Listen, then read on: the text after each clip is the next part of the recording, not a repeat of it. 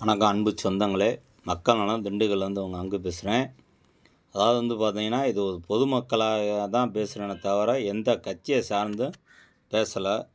அதாவது பார்த்தீங்கன்னா, இந்த பிஜேபியில் இருக்கிறவங்க தமிழ்நாட்டை சேர்ந்த திரு அண்ணாமலை அவர்கள், நயனா நாகேந்திரன் அவர்கள், நிர்மலா சீதாராமன் அவர்கள், எல் முருகன் இவங்கெல்லாம் பார்த்தீங்கன்னா நம்ம தமிழ்நாட்டிலேருந்து போனவங்க தான் அவங்க. அதே மாதிரி ஏடிஎம்கே, டிஎம்கே, விசிகே இவங்க அனைத்து கட்சிக்காரங்களும் பார்த்தீங்கன்னா அவங்களுக்கு பிரச்சனைனா மட்டும்தான் பதில் கொடுக்குறாங்களே தவிர, இந்த மக்களை பாதிக்கிற விஷயத்தில் வந்து வந்து தலையிட்டு அதுக்கு ஒரு தீர்வு மத்திய அரசை சார்ந்தவங்களும் சரி, மாநில அரசை சார்ந்தவங்களும் சரி, ஏழைகளுக்கு பெற்றுத்தர மாட்றாங்க. என்ன வகுத்தறிச்சல் அப்படின்னா, இன்றைக்கி பார்த்தீங்கன்னா, கேரளா அரசு பழைய வாகனங்கள் 15 வருஷம் 20 வருஷத்துக்கு ஆச்சுன்னா, பழைய வாகனத்துக்கு மத்திய அரசு போட்டதை ஒரு வருஷத்துக்கு தள்ளி வச்சுருக்காங்க. நம்மளோட சின்ன மாநிலம். நம்ம தமிழக அரசு பார்த்தீங்கன்னா, அதுக்கு எந்த ஸ்டெப்பும் எடுக்கலை. இன்றைக்கி பார்த்தீங்கன்னா, லாரி உரிமையாளர் பூரா ஒரு நாள் ஸ்ட்ரைக் பண்ணாங்க. அடுத்து அந்த போக்குவரத்துறை அமைச்சர் சொன்னார், ஒரு முடிவு எடுப்பாருன்னு சொல்லி விட்டுட்டாங்க அப்படியே. அப்போ பார்த்தீங்கன்னா, மத்திய அரசு பார்த்தீங்கன்னா, இந்த இந்தியாவிலே 15 லட்சம் வண்டியை அழிக்க போகிறாங்களாம். அப்போ பார்த்தீங்கன்னா, இதில் பழைய வாகனங்கள் வேலை பார்க்குறவங்களும், பழைய வாகனங்கள் வைத்திருக்கிறவங்களும் பல லட்சம் பேர் இருக்காங்க. பழைய வாகனத்தை வாங்குற அவங்கள மத்திய அரசு தமிழ்நாட்டை பார்த்தீங்கன்னா, மறுபடியும் குரலை நெருக்கிற வேலையை தான் மத்திய அரசு செய்யுது. இது மக்களை சூழ்நிலை நின்று நானும் பாதிக்கப்பட்டேன் ஒரு வயிற்றெரிச்சலாக தான் இதை சொல்கிறேன். இது திரு அண்ணாமலைக்கு தெரியாதா? இவங்களுக்கெல்லாம் தெரியாதுங்களா? நம்ம ஏடிஎம்கே சேர்ந்தவங்க, இன்றைக்கி ஆளுங்கட்சிக்காரங்க, இதில் எத்தனை ஏழைகள் பாதிக்கிறாங்க, எத்தனை பேர் விரும்பி விரும்பி யானை எத்தனை வருஷம் வளர்க்குறாங்க, மிருகங்களை எத்தனை வருஷம் வளர்க்குறாங்க, வாகனங்களாகவே பிள்ளைமாய் வளர்த்து வச்சுக்கிட்டு இருக்காங்க. இன்றைக்கி பார்த்தீங்கன்னா 70ல் வந்த வண்டியெல்லாம் அருமையாக வச்சு இருக்கிறத மத்திய அரசு இதை குறைச்சோன்னு எந்த வகையில் இது பண்ணிடுவாங்க. இன்றைக்கி நீங்கள் சர்டிஃபிகேட் கொடுத்த பெட்ரோல் பங்கில் தான் நாங்கள் பெட்ரோல் போடுறோம். நீங்கள் உரிமம் கொடுத்த கேஸ் பங்கில் தான் நாங்கள் கேஸ் போடுறோம்.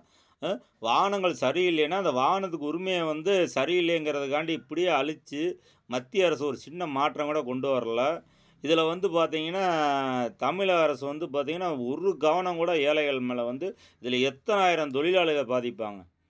எங்களோட நிலைமையெல்லாம் வேதனையாக இருக்குங்க. நீங்கள் 40,000 ரூபாய்க்கு 50,000 ரூபாய்க்கு ஒரு வண்டி வச்சு ஓட்டுறோம் அப்படின்னா, அந்த வண்டியை பொத்து நாள் ஓட்டுறோம். அந்த வண்டிக்கு வாங்க கூட எங்களுக்கு சத்து இல்லை.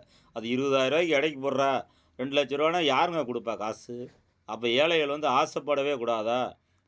இந்த நகை 1,50,000 லட்ச ரூபாய் தாண்டி போயிரும் போல இருக்குது. அதுக்கு என்ன காரணம்னு இல்லை. இதில் அதில் அவங்க சொன்னாங்க, இவங்க சொன்னாங்க. ஒரு பத்திரிகை நண்பர்களையும் கேட்குறேன் நான். மக்களுக்காண்டி ஒரு மன்றம் நடத்துங்க. இப்போ இந்த விவாதம் நடத்துங்க. அரசியலில் இவர் செஞ்சார், அவர் செஞ்சார் நடத்துறதில் அந்த ஏழைகளுக்கு ஒரு விஷயம் இல்லை. அதனால் மக்களை பாதிக்கிற விஷயம் பார்த்தீங்கன்னா, இந்த மத்திய அரசு இன்றைக்கி பார்த்தீங்கன்னா, எவ்வளோ இடத்த எடுத்து இன்றைக்கி ரோடுகள் சௌரியம் பண்ணுறாங்கன்னு நம்ம நினைக்கிறோம். ஆனால் பார்த்தீங்கன்னா 30 கிலோமீட்டருக்கு வர டோல்கட்டு, அதுலேயும் ஏழைகள் பாதிக்கிறேன். பழைய வாகனத்து திட்டத்தை இன்றைக்கி கேரளா அரசு ஒரு வருஷம் தள்ளி போடுச்சுல, தமிழக அரசுனால் செய்ய முடியாதா? திராவிட மாடலுங்கிறாரு, அது காபி மாடலுங்கிறாங்க, சங்கி மாடலுங்கிறாங்க. அவங்கள்ட்ட இருந்து இந்த ஒரு வருஷம் இந்த மக்களுக்காண்டி தமிழக அரசு முன்னுக்கு இது செய்யக்கூடாதுங்களா? போக்குவரத்து சம்மந்தப்பட்டவங்க இந்த மாதிரி ஒரு வருஷம் எங்களுக்கும் கொடுங்க, அதில் நிறைய ஏழைகள் தமிழ்நாட்டில் தான் நிறையா இருக்காங்கன்னு சொல்லி மத்திய அரசு சொல்லக்கூடாதா? சரி, அவங்கள தான் அக்கறை இல்லையா? நம்ம மாநில தலைவர் இருக்கார், பிஜேபியில் இருக்கவங்க இருக்காங்க, அவங்களுக்கு கூட தமிழ்நாடு கஷ்டம் தெரியாதா? உங்களை சொல்லிட்டான்னு மாற்றி மாற்றி மக்கள் மன்றத்தில் இப்படி தான் பேசுகிறேன் தவிர, இந்த நடுத்தர மக்களை இப்போ வண்டியை பூரா பழைய 50 ரூபா 40,000 ரூபாய்க்கு வச்சுருக்க வண்டியை பூரா விற்றுட்டாங்க. 50,000 1 லட்ச ரூபா வரைக்கும் அந்த 20 வருஷம் வண்டியை விற்றுட்டான். அவன் எந்த வகையில் வண்டி அவன் கனவே நினைக்கக்கூடாதா? வாழக்கூடாதா மத்திய அரசு? இன்றைக்கி ஒரு ஏழைகளுக்கு பார்த்தீங்கன்னா, ஒரு 1/2 கிராம் நகை கூட பிறந்த பிள்ளைக்கு எடுத்து போட முடியாது. பேரன் பேத்தியை கட்டி கொடுத்தாங்கன்னா, கல்யாணம் ஆகி குழந்த பிறந்துச்சுன்னா, அந்த குழந்தைக்கு ஒரு சின்ன மோதிரம் வாங்க முடியாத நிலைமைக்கு ஏழைகளை தள்ளி கொண்டு போயிட்டு, அதில் விட்டுப்புட்டு நான் அதில் செஞ்சேன், இதில் செஞ்சேன்னு சொல்லி மார்பு தட்டிக்கிட்டு உங்களுக்குள்ளேயே தான் போட்டி போட்டுக்கிட்டு இருக்கீங்களே தவிர, இதில் ஏழையை பாதிக்கிறதுக்கு யாரும் முழு மூச்சை இறங்க மாட்டேறீங்கிற மனவேதனையில் தான் சொல்கிறேன். தயவுசெய்து மறுபடியும் சொல்கிறேன், தமிழக அரசு, எதிர்க்கட்சி தலைவர், பிஜேபியில் இருக்கிறவங்க, மற்றவங்க பார்த்தீங்கன்னா, அந்த மக்களுக்காண்டி பேசுங்க. இந்த பழைய வாகனத்தை 15 லட்சம் வண்டி வாகனங்கள் உழைச்சிங்கன்னா, அதை நம்பி எத்தனை தொழிலாளிகள் மாதிரி இருக்காங்க. இன்றைக்கி தொழில் இல்லாமல் இன்றைக்கி 5 நாள் லீவு, 6 நாள் 10 நாள் லீவு, வேலை இல்லாமல் சீரழிகிறோம். எங்கள் வயிற்றுலலாம் மண்ணள்ளி போடாதீங்க. பழைய வாகனத்த வந்து ஒரு கொஞ்ச நாளைக்கு வந்து ப வாகன தகுதி இல்ல அப்படின்னா, அந்த வாகனத்த ரிஜெக்ட் பண்றதுல எந்தவித தவறும் கிடையாது. இன்னைக்கு ஆக்சிடென்ட் ஆகுற அனைத்து வண்டியுமே லேட்டஸ்ட் வண்டிக தான். அத மனதில் கொண்டு மத்திய அரசிடம் தயவு செய்து சொல்றேன். இது கட்சிக்காண்டி இல்ல, மனவேதனைனால சொல்றேன். இத மத்திய அரசு காதுல கொண்டு போய் தயவுசெய்து இந்த வாகன திட்டத்த நிப்பாட்டுங்க. 2வது வந்து பார்த்தீங்கன்னா, மக்களாகிய நம்பளும் புரிஞ்சுக்கணும். இன்னைக்கு நம்மள ஏமாத்துறதுக்கு அரசியல்வாதி மட்டும் கிடையாது.